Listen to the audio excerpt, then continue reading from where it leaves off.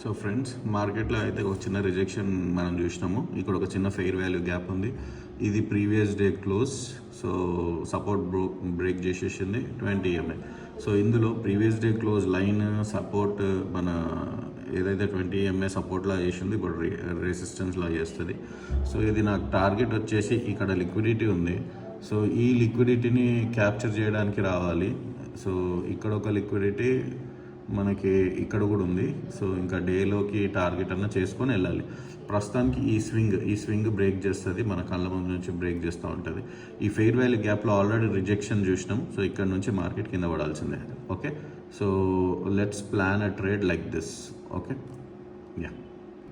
So మనం అనుకున్నట్టయితే market పడుతుంది గైస్. సో నేనైతే ట్రేడ్ తీసుకున్నాను పుట్స్ ఇక్కడ ఆల్రెడీ 4000 చేంజ్ రన్ అవుతుంది. Let's see. ఇక్కడ ఒక లిక్విడిటీ అయితే ఫస్ట్ స్వీప్ అయింది, చూద్దాం. ట్రేడ్ స్టిల్ రన్నింగ్ గైస్, 6000 నడుస్తుంది. Okay, will see. Finally market అయితే మన డైరెక్షన్లో మూవ్ అయింది. బట్ మనం తీసుకున్న తర్వాత ఫస్ట్ ఒక లిక్విడిటీ స్వీప్ తీసుకుంది. అప్పటికి మనం చూపించినాను కదా ప్రాఫిట్.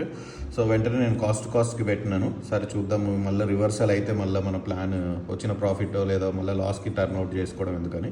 మొత్తానికి అది చాలాసేపు సైడ్ వేస్లో అయింది. అండ్ ఇంకొకటి ఏంటంటే ఇక్కడ 20 EMA కూడా సైడ్కి అయిపోయింది. యాక్చువల్లీ మనం తీసుకున్న తర్వాత ఈ కంటిన్యూయేషన్ ఇట్లా పడుతుండాలా.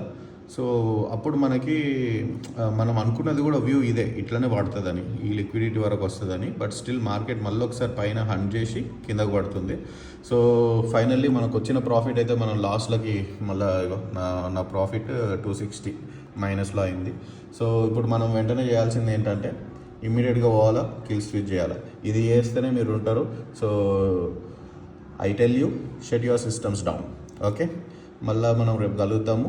ఇది ఎక్కడికైనా వెళ్ళని మనం ఇంకా ట్రేడ్ చేసుకోకూడదు. రేపు మళ్ళీ మంచి అనాలిసిస్తో మళ్ళీ ఒకసారి ప్లాన్ చేద్దాం. Thank you guys.